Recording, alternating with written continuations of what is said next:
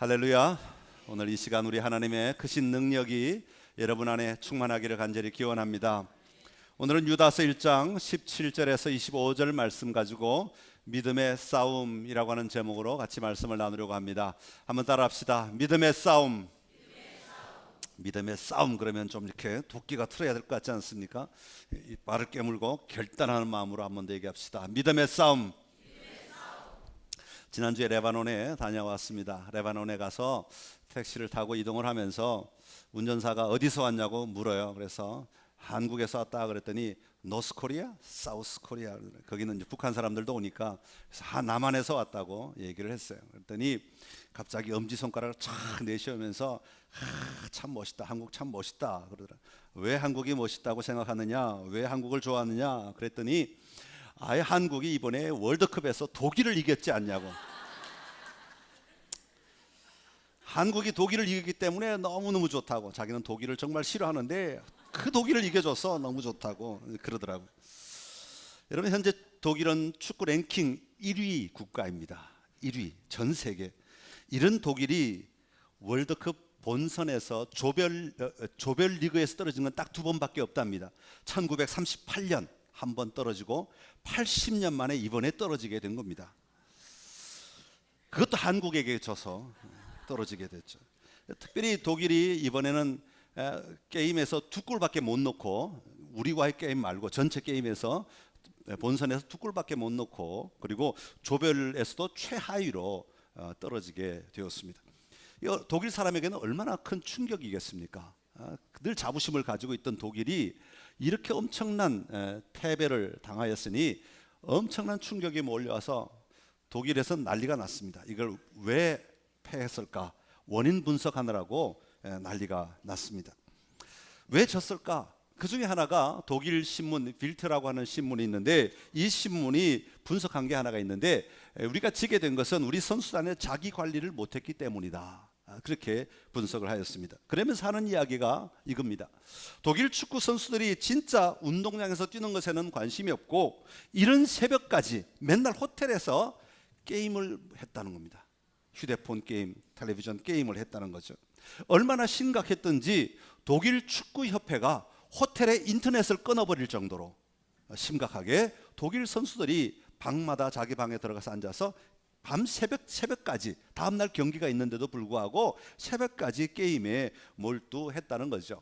게임은 여러 가지 했을 겁니다. 다양한, 저도 모르는, 여러분도 모르는, 아이들만 아는 다양한 게임들을 했을 텐데, 그 중에 하나가 피파 게임이라고 있습니다. 축구 게임, 인터넷으로 하는 축구 게임. 진짜 사람처럼 나와가지고 막 공을 차고 몰고 가고 골인을 시키는 그 게임을 했다는 거죠. 사랑하는 성도 여러분, 축구 선수의 생명은 운동장에서 뛰어서 이겨야 하는 겁니다. 스마트폰이나 게임기에서 축구를 이기는 것 소용없습니다. 저는 오늘 이야기를 들으면서, 이야기를 보면서 우리 신앙인의 모습을 한번 생각해 보았습니다. 오늘 많은 사람들이 진짜 감당해야 하고 살아내야 하는 신앙의 자리는 우리의 모든 삶의 자리입니다. 교회 와서 1시간 예배 드리는 이 시간만이 아니라 일주일 24시간 365일 이 모든 시간을 신앙인으로 살아내야 하는 것이죠. 그런데 많은 성도들이 진짜 감당해야 할 우리의 신앙의 자리에서는 신앙의 삶을 살지 못하고, 다시 말하면 영적인 싸움은 하지 못하고 머리로만, 말로만, 아니면 교회 와서 잠깐 섬기는 어떤 일로만, 그것이 우리의 신앙이라고 여기며 맨날 싸우며 살아간다면 여기에는 무언가 문제가 있다는 것이죠. 여러분, 우리 삶은 보이는 것이 전부가 아닙니다. 보이는 것이 있다면 보이지 않는 삶의 영역이 있습니다. 이 보이는 영역과 보이지 않는 삶의 영역이 함께 움직일 때 우리는 삶을 산다고 얘기하는 겁니다. 그러게 우리가 훈련하고 도전해야 하는 것은 단순히 눈에 보이는 육신뿐만 아니라 우리의 영적 삶이 바르게 서도록 훈련하는 삶이 있어야 하는 것이죠. 그래서 유다는 3절에 보면 믿음의 도를 위하여 힘써 싸워야 한다, 그렇게 이야기하고 있습니다. 여기서 싸운다는 말은 치고받고 발로 차고 뭐 이런 싸움을 이야기하는 것이 아니라 운동선수들이 경기장에서 최선을 다해 경기에 임하는 것을 이야기합니다. 우리가 그리스도인으로 살아간다는 것은 일주일에 한 번 교회 나오는 것만으로는 우리의 경기를 다 감당했다고 말할 수 없습니다. 그것이 우리의 삶을 지탱하게 하는 전부가 될 수는 없습니다. 우리는 날마다의 삶 속에서 매일 매시간 매분 매초의 삶 속에서 하나님의 자녀로서 달려가야 할 이 경기장에서 최선을 다해 경기를 감당해내는, 다시 말하면 삶을 살아내는 사람들이 되어야 하는 것입니다. 오늘 유다는 우리가 해야 하는 싸움을 세 가지로 소개하고 있습니다. 여러분, 오늘 성경을 좀 보시면, 제가 좀 오늘은 이론적인 것들을 빨리빨리 많이 말을 할 것이기 때문에 성경을 보시면서 아니면 주보를 보시면서 체크하시면서 같이 좀 따라오시면 좋겠습니다. 오늘 말씀을 통해 저와 여러분의 삶에 진짜 인생의 경기에서 뛰며 춤추며 살아가는 은혜가 넘쳐나기를 간절히 기원합니다. 자, 먼저 첫 번째로 우리가 해야 하는 믿음의 싸움은 거짓과의 싸움입니다. 한번 따라합시다. 거짓과의 싸움. 17절에서 19절까지 말씀인데요. 여러분, 믿음의 삶은 우리가 해야 할 것을 잘하는 것도 중요하지만 하지 말아야 할 것을 보고 잘 판단하고 하지 않을 수 있는 삶도 매우 중요합니다. 그래서 율법에 보면 율법에 해야 할 것을 기록할 뿐만 아니라 하지 말아야 할 것도 율법에 함께 기록되어 있는 것을 볼 수가 있습니다. 그런데 여기서 중요한 것은 해야 하는 것, 하지 말아야 하는 것이라고 하는 행위에 매여 있는 것이 중요한 것이 아니라 해야 할 것을 함으로 말미암아 하지 않을 것을 안 함으로 말미암아 가지게 되는 목적이 뭐냐 하면 하나님을 더 깊이 누리고 하나님과 동행하는 삶을 살아가기 위함이라고 하는 것입니다. 우리가 이것을 놓쳐버리면, 하나님과 함께 누리며 살아가야 한다는 것을 놓쳐버리면 우리는 행위에 머물러 버리게 되고 그 행위로 만족할 수밖에 없게 되는 것이죠. 오늘 유다는 우리에게 다가와 우리의 믿음의 본질을 파괴하는 것이 무엇인지를 분명히 보고 알아야 한다고 말합니다. 우리가 살아가면서 단순히 표면적으로 우리에게 보여지는 친절함이나 아니면 우리가 맺고 있는 어떤 관계나 우리가 살아가고 있는 어떤 삶의 자리, 눈에 보이는 그것이 전부가 아니라 그 뒤에, 그 속에 담겨져 있는 잘못된 것, 거짓된 것들이 있다면 그것을 분명히 바라보고 분별하고 그것을 끄집어내 제거해야만 한다는 것이죠. 다시 말하면 거짓된 것들이 우리의 삶을 지배하지 못하도록 분명하게 분별하고 떠나보내야 한다는 것입니다. 그럴 때 우리가 바른 믿음의 터 위에 자기를 건축해 나갈 수 있기 때문입니다. 자, 오늘 17절에 먼저 보면 사랑하는 자들아, 20절에서도 사랑하는 자들아 이렇게 부르면서 시작합니다.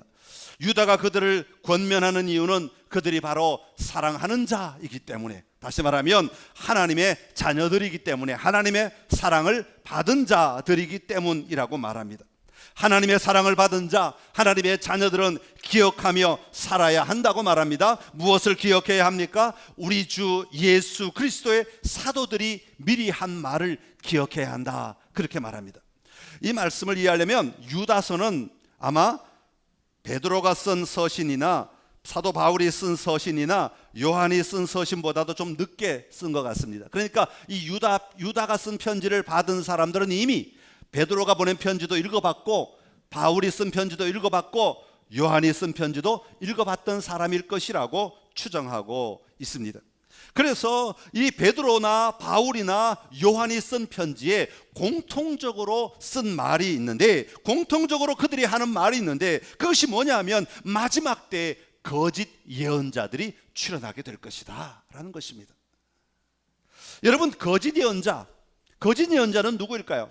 거짓 예언자는 사실 말로만 거짓말을 하는 예언자를 가리키는 것만은 아닌 것 같습니다. 물론 그 사람들도 포함됩니다. 말로 거짓말을 하고 이것이 하나님의 말씀이다 하고 거짓 예언을 선포하는 사람도 거짓 예언자이지만, 오늘 우리의 삶에 다양한 방법으로 다가와서 알게 모르게 우리의 생각을 바꾸고 우리의 삶을 바꾸고 우리의 가치를 바꾸어서 우리로 하여금 하나님을 떠나게 하는 사람들, 아니면 우리로 하여금 하나님을 떠나게 하는 가치들, 아니면 우리로 하여금 하나님을 떠나게 하는 행위들, 우리로 하여금 하나님을 떠나게 만드는 삶의 방식들, 이게 전부 다 거짓 예언자들이다. 저는 그렇게 생각을 합니다.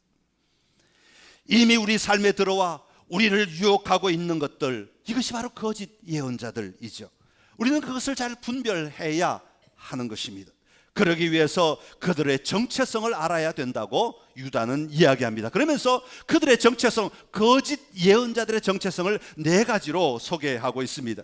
첫 번째는 그들은 경건하지 않고 정욕대로 행하는 자들이다, 그렇게 말합니다. 여러분, 경건이라는 단어는 누구와 관련하여 붙일 수 있는 단어인가 하면 하나님과 관련하여 붙일 수 있는 단어입니다. 다시 말하면 하나님을 집중할 때 사용하는 단어가 경건이라고 하는 단어입니다.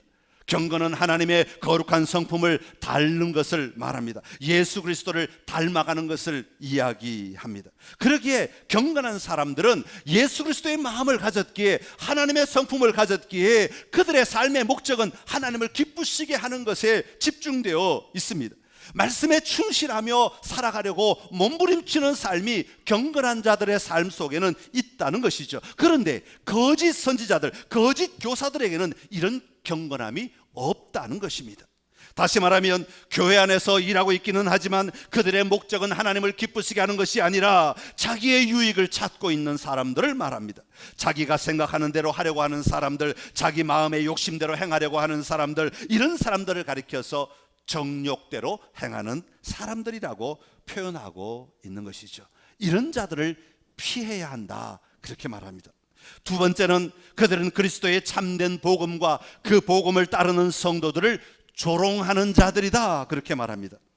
거짓 교사들은 자신들이 하나님의 기준에서 벗어나 있음에도 불구하고 자신들이 하는 행동이나 가치나 태도가 기준이라고 말하는 사람들입니다.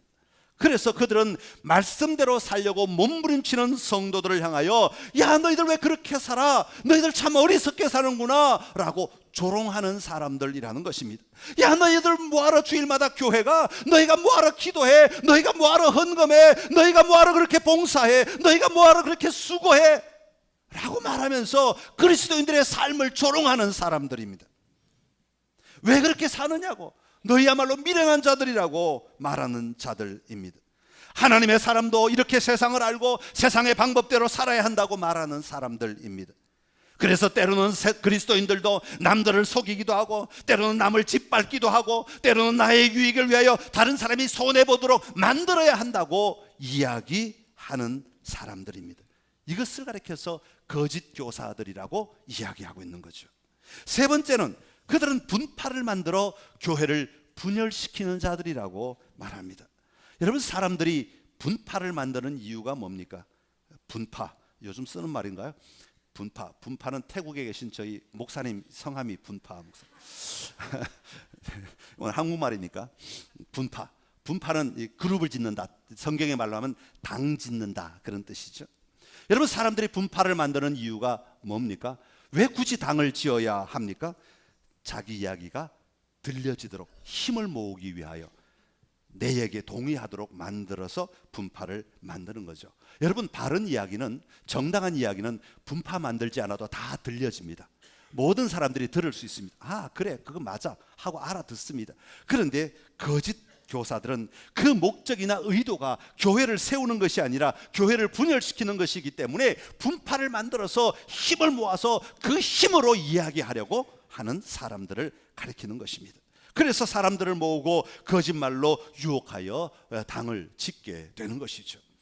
뭐 여러 가지 관계들을 이용해요. 뭐 친척이니까, 고향 사람이니까, 동창이니까, 우리끼리 친하니까, 그렇게 해서 당을 만들어서 분열시키려고 하는 사람들을 거짓 교사들의 특징이라고 이야기하고 있습니다. 네 번째는 그들은 육에 속하여 성령이 없는 자들이다, 그렇게 말합니다. 성령이 없다는 이야기는 성령을 받지 못했다는 이야기가 될 것이고, 이 이야기는 그들 안에 성령이 거하지 아니하시고 성령이 일하지도 않는 사람들이라는 의미를 가지고 있는 겁니다. 여러분, 성령이 우리 안에 거하지 않으시면, 성령이 나를 지배하지 않으시면, 성령이 내 생각을 이끌지 않고, 성령이 내 믿음을 이끌지 않고, 성령이 내 삶을 이끌지 않으면 그것은 육에 속한 사람입니다. 철저히 인간적인 방법으로, 육적인 생각으로 모든 것을 이끌어가고 육의 이익만을 추구하는 사람들을 가리켜서 성령이 없는 자들이 거짓 교사의 특징이라고 말하고 있습니다. 사랑하는 성도 여러분, 세상이 변할수록, 세상이 발전하면 발전할수록, 세상이 누릴 것이 많아지면 많아질수록 거짓 교사들은 점점 더 많아지게 되어 있습니다. 여러분, 거짓 교사들이 없어지는 것이 아닙니다. 착각하지 마십시오. 많은 그리스도인들이 착각하는 것이 하나가 있는데, 세상이 발전하면 발전할수록 거짓 교사들이 없어질 것이라고 생각하지만 아닙니다. 오히려 그 반대입니다. 세상이 발달하면 발달할수록, 세상의 문화가 많아지면 많아질수록, 세상의 인포메이션들, 정보가 많아지면 많아질수록 거짓 교사들은 더 많아집니다. 거짓 정보는 더 많아지고 사람을 미혹하는 거짓 이야기들은 더 많아지는 것이죠. 사도들은 이미 이런 자들이 일어나게 될 것을 예언하였습니다. 세상의 쾌락이나 육체적 방종을 위하여 이론을 만들고 사람을 내세우는 그런 일들이 일어나게 될 것을 이야기하였습니다. 이런 사람들의 중심에는 예수님이 그리스도가 되심을 부인하는 자들이라고 이야기합니다. 다시 말하면 예수님이 주님이심을 인정하지 않는 것이죠.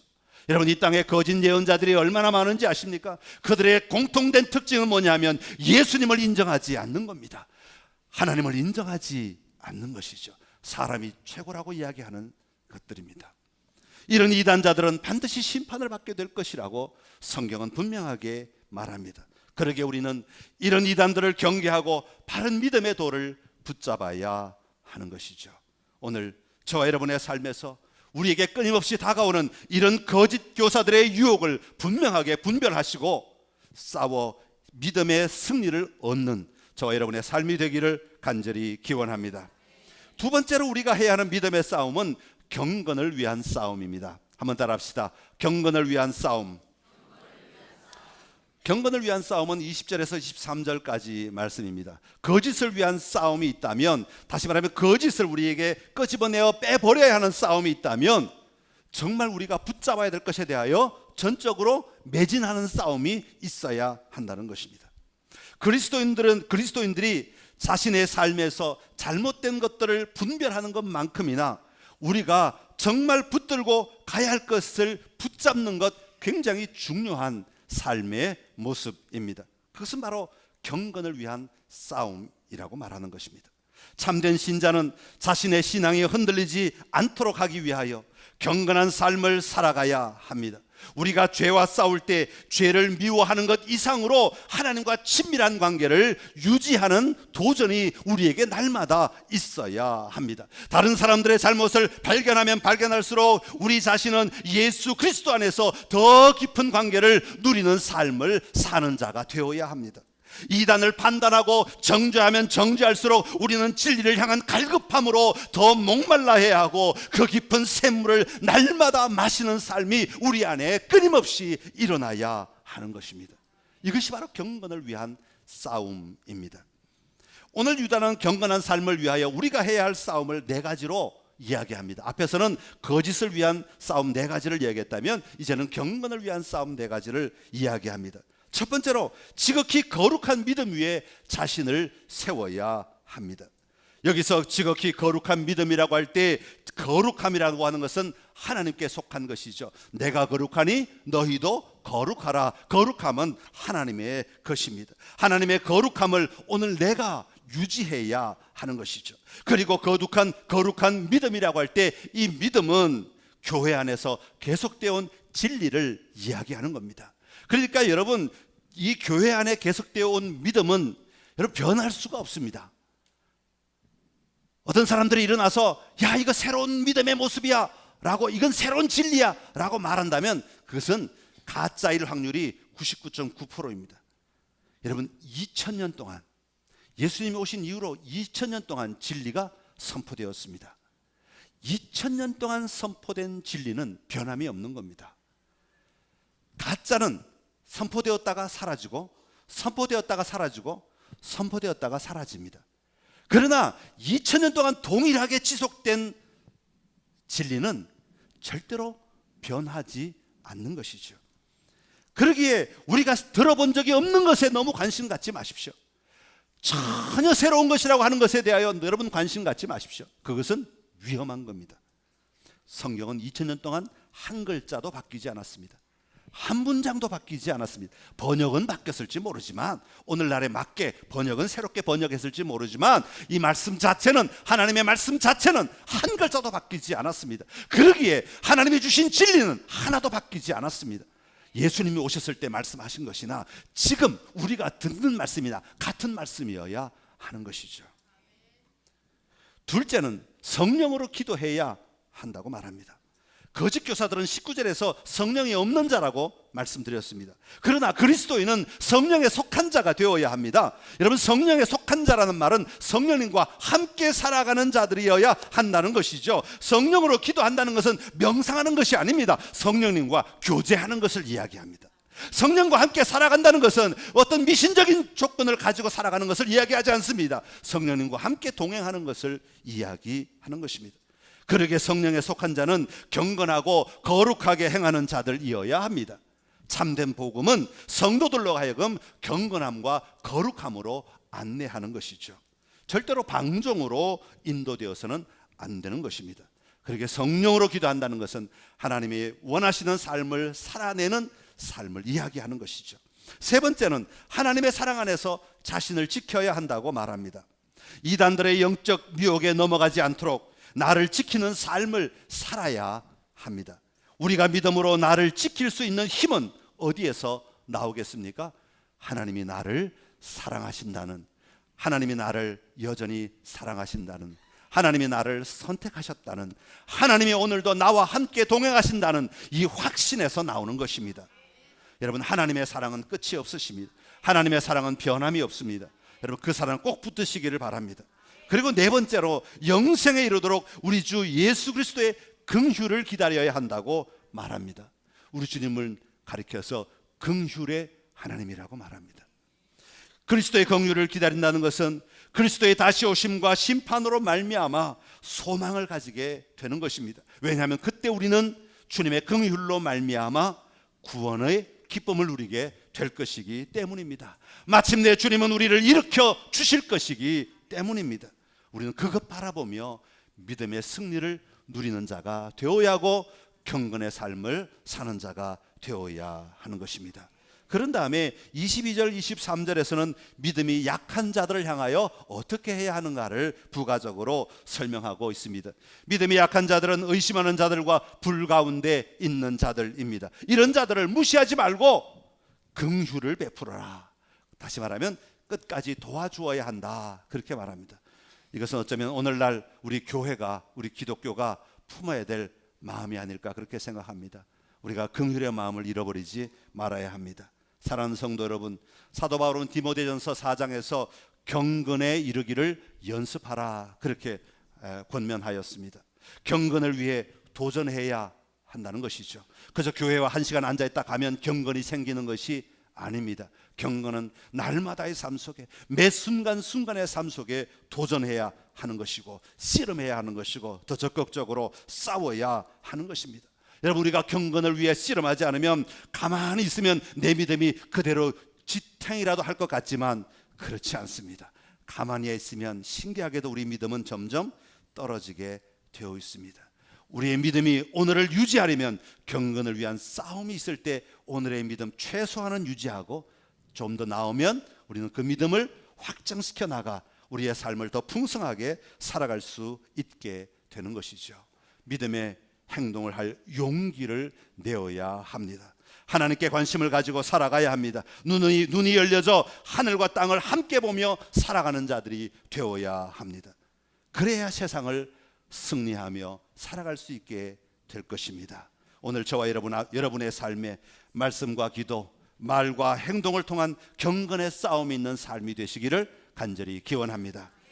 그리고 마지막으로 우리가 해야 하는 믿음의 싸움은 영광을 위한 싸움입니다. 한번 따라합시다. 영광을 위한 싸움. 영광을 위한 싸움은 24절과 25절이 우리에게 말씀해 주고 있습니다. 여러분, 다른 싸움을 다 이기다가도 이것 놓쳐버리면 우리는 결국 모든 것 다 놓쳐버린 것과 같습니다. 그만큼 중요한 싸움이 바로 영광을 위한 싸움입니다. 유다는 마지막으로 하나님은 우리로 하여금 하나님의 영광 앞에 서게 하신다, 그렇게 말하고 있습니다. 하나님께서 우리를 보호하시는 궁극적인 이유는, 오늘도 하나님이 우리와 동행하시는 궁극적인 이유는, 하나님께서 세상에서 넘어질 것들이 많이 있음에도 불구하고 넘어지지 않도록 지켜주시는 이유는, 우리가 죄에 빠질 수밖에 없지만 그럼에도 불구하고 죄 가운데 빠지지 않도록 지켜주시는 이유는 단 한 가지입니다. 그것은 바로 우리로 하여금 흠이 없이 기쁨으로 하나님의 영광 앞에 설 수 있도록 만들어 주시기 위함이라는 것입니다. 사랑하는 성도 여러분, 그리스도인의 참된 진정성은 어디에서 나옵니까? 그리스도인의 신앙의 척도는 어디에서 발견할 수 있습니까? 여러분의 신앙의 척도를 어디에서 판단합니까? 여러분의 전통에서 신앙의 척도를 판단합니까? 여러분이 가진 삶을 통하여 신앙의 척도를 판단합니까? 여러분의 경험을 통하여 이것이 나의 신앙이다, 이것이 내 신앙의 기준이라고 말합니까? 그러나 여러분, 전통이나 삶이나 여러분 이런 경험들은요, 다 주관적인 것들입니다. 이건 절대적인 기준이 될 수 없는 것입니다. 절대적인 신앙의 척도, 기준, 잣대가 될 수 없는 겁니다. 여러분, 진짜 우리가 가져야 되는 신앙의 척도는, 내가 이 다음에 하나님의 영광 앞에 정말 설 수 있는가? 이것이 우리 신앙의 척도가 되어야 됩니다. 오늘 내가 이 행동을 함으로 말미암아 내가 다음에 하나님의 영광 앞에 설 수 있는가? 내가 오늘 이런 삶을 살아감으로 말미암아 내가 하나님의 영광 앞에 설 수 있는가? 하나님의 영광 앞에 설 수 있는가? 이것이 우리 신앙의 척도가 되어야 되고, 우리 신앙의 기준이 되어야 되고, 우리 신앙의 잣대가 되어야 하는 것입니다. 사도 바울은 고린도후서 4장에서 이렇게 고백합니다. 우리가 사방으로 우겨쌈을 당하여도, 내가 박해를 받아도, 내가 거꾸로 뜨림을 당하여도 예수의 죽음을 내 몸에 짊어진다고 말합니다. 살아있는 자가 항상 예수를 위하여 죽음에 넘겨진다고 말합니다. 왜 그렇게 살아갑니까? 왜 세상 사람들이 볼 때는 어리석게, 미련하게 왜 그렇게 살아갑니까? 자기 향락 누리고 자기 삶을 좀 즐겁게 살고 자기 하고 싶은 거 마음대로 하면 살면 얼마나 좋습니까? 왜 그런데 그렇게 살아갑니까? 그것은 다름이 아니라 사도 바울은 분명하게 고백하기를 지극히 크고 영원한 영광을 내가 바라보기 때문이라고 말하고 있습니다. 사도 바울의 삶의 척도는 지극히 크고 영원한 하나님의 영광 앞에 서는 것이기 때문에 세상 사람들이 볼 때는 미련하게 보일지 모르지만 그 삶을 살아낸 것입니다.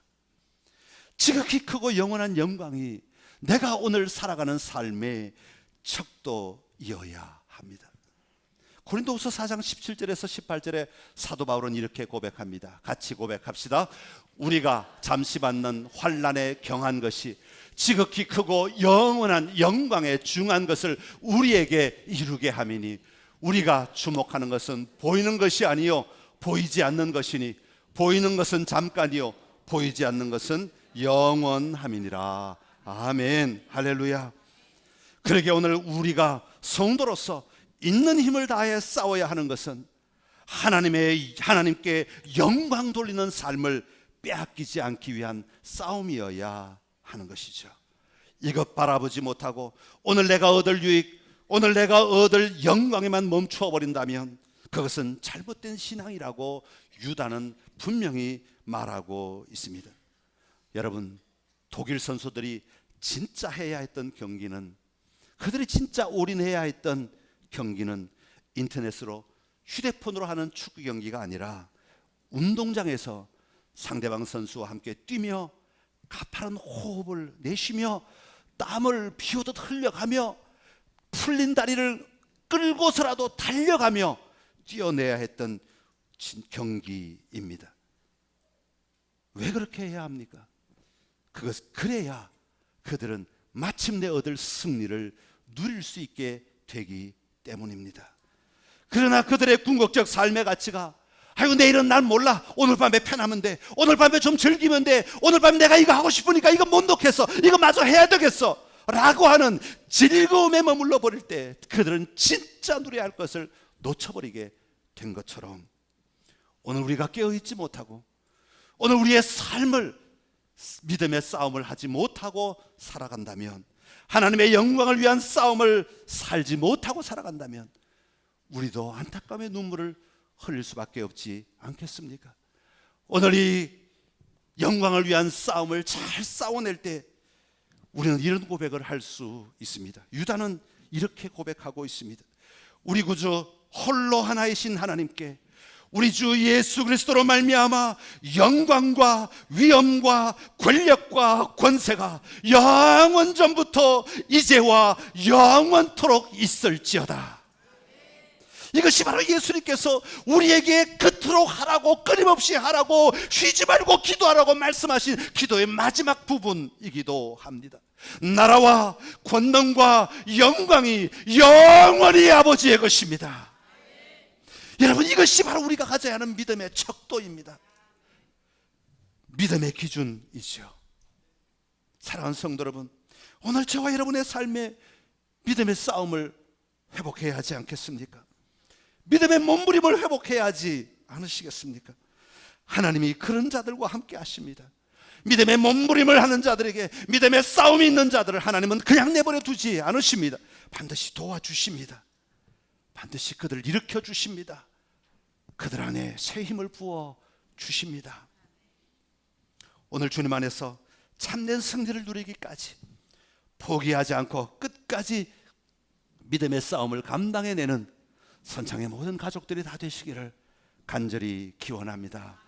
기도하겠습니다.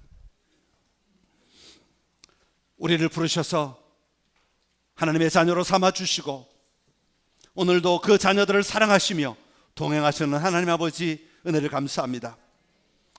우리를 하여금 일어나라 말씀하시고 깨어나라 말씀하시고 싸워라 말씀하시는 줄로 믿습니다. 믿음의 진보를 이루기 위하여 오늘도 도전하며 나아가는 우리 모두가 될 수 있도록 은혜 베풀어 주시옵소서.